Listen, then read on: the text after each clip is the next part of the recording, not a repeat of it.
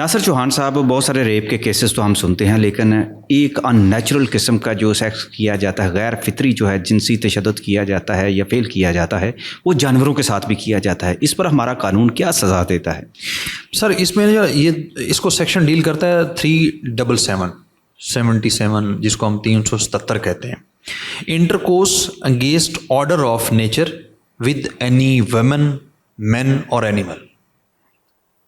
دیکھیں آپ، عورت کے ساتھ اگر ان نیچرل کرتی ہے تو بھی اس میں کنسیڈر ہوگی، اور اگر مرد کے ساتھ کرتا ہے تو بھی اس میں کنسیڈر ہوگا، اور اگر کوئی مرد کسی جانور کے ساتھ کرتا ہے تو بھی وہ 377 ہے.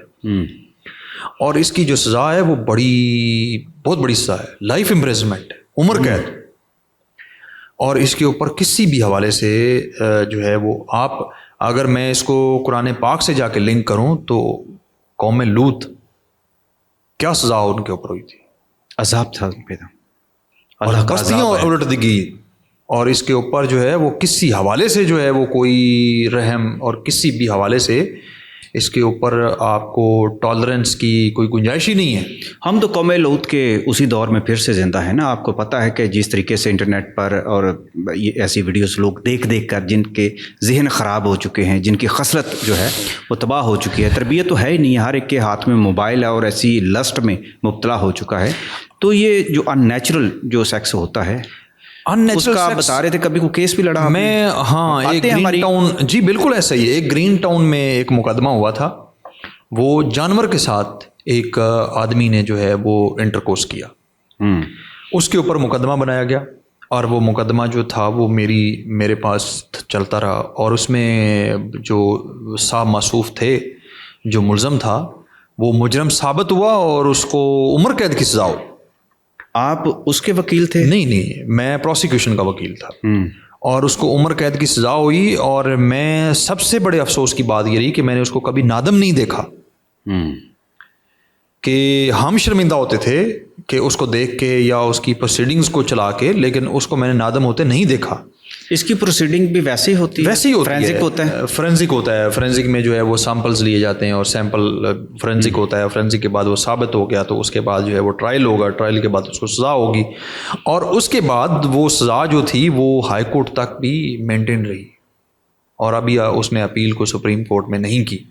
تو یہ ان نیچرل جو انٹرکورس ہے یہ اس کو ڈیل کرتا ہے. تو جیسے آپ نے فرمایا وہ بالکل ٹھیک بات ہے کہ یہ سب سے بڑی جو بات ہے اور سب سے جو بڑی چیز ہے وہ لسٹ ہے، لسٹ آف سیکس ہے، اور ان نیچرل مینز ہیں. اور ہمارا جو انٹرنیٹ ہے اور موبائل فون ہے، اور جو ہماری سوسائٹی میں اتنی اخلاقی گراوٹ چیزیں کچھ ایسی ہوئیں کہ جس کی وجہ سے ہم جو ہے وہ غلط کو غلط کہنا ہم نے چھوڑ دیا. سینئر قانون دان یہ بتا رہے تھے کہ فیملی کورٹس میں زیادہ تر طلاقوں کی وجہ بھی یہ. جی بالکل ٹھیک کہہ رہے ہیں، 100% ٹھیک کہہ رہے ہیں، انہوں نے بالکل ٹھیک. اور اگلی بات یہ رہی کہ افسوس کی بات جس کو میں انفارچونیٹ کہوں گا کہ اس لاہور کی عدالتوں میں روزانہ کی بنیاد پہ 200 سے 300 خلا کے کیس دائر ہوتے ہیں. اس میں کیا بنیاد ہوتی ہے؟ اس میں بنیاد دو ہی ہیں، ایک ان نیچرل مینز ہیں، اور دوسرا جو ہے وہ آپ کا فائنینشیل سٹیٹس جو ہے وہ کم ہونا. اور فائنینشیل معاملات جو ہے وہ اتنے گڑبڑ ہوتے ہیں کچھ لوگوں کے کہ وہ پہلے تو جو ہے میں نے ایک کیس کیا تھا، میں نے بلکہ آپ کو اس کی ایک سٹوری سناتا ہوں کہ ایک گروہ تھا جو DHA میں مکان لیتا تھا، اور اس میں جو ہے وہ بہترین ہیوی قسم کا فرنیچر لگاتے تھے. اور وہ اس کے بعد جو ہے وہ رشتے ڈھونڈتے تھے، اور رشتے ڈھونڈنے کے بعد وہ جو پیرنٹس بنتے تھے لڑکے کے، وہ پیرنٹس ہوتے ہی نہیں تھے ایکچوئل میں. وہ جو بہنیں بنتی تھیں وہ اس کی بہنیں نہیں ہوتی تھیں، وہ اس کی گرل فرینڈس ہوتی تھیں، یا اس کے وہ جو ایک باقاعدہ کنبہ بنایا ہوا تھا، ایک نیٹ ورک تھا، وہ لوگ وہ ہوتے تھے، اور وہ لوگوں کی عزتوں کے ساتھ کھیلتے تھے اور شادیاں کرتے تھے. اور شادیوں کے بعد انہوں نے ہیوی قسم کی جو ہے وہ پارٹیز، ہیوی قسم کی فیملیز کو انہوں نے لوٹنا، اور ان سے کوئی 60-70 لاکھ کا سامان لینا، اس کے بعد گاڑیاں لینی، اور گاڑیوں کے بعد وہ کرایہ دار جو تھا اس کو 3-4 مہینے کا ایڈوانس کرایہ دینا تاکہ یہ ہمارے گھر بھی نہ آئے اور یہ پتہ نہ چل سکے یہ گھر کس کا ہے. اور اس کے بعد جو ہے وہ ہر چیز لوٹ مار کرتے تھے، اور انہوں نے ID کارڈ بھی اپنے غلط بنوائے ہوئے تھے. ان کی ہر چیز جو تھی وہ 2 نمبر تھی، اور اس کے بعد وہ بھاگ جاتے تھے، وہ کبھی قابو نہیں آتے تھے. پھر جو ہے وہ ایک میرے پاس ایک کلائنٹ آئے، انہوں نے مجھے وہ ساری سٹوری بتائی. میں کوئی ہفتہ 1.5 ہفتہ تو سکتے میں رہا اور مجھے سمجھ نہیں آتی تھی کہ ہم اس کو سٹارٹ کیسے کریں، کیونکہ ہمارے پاس کسی قسم کی کوئی شناخت نہیں تھی.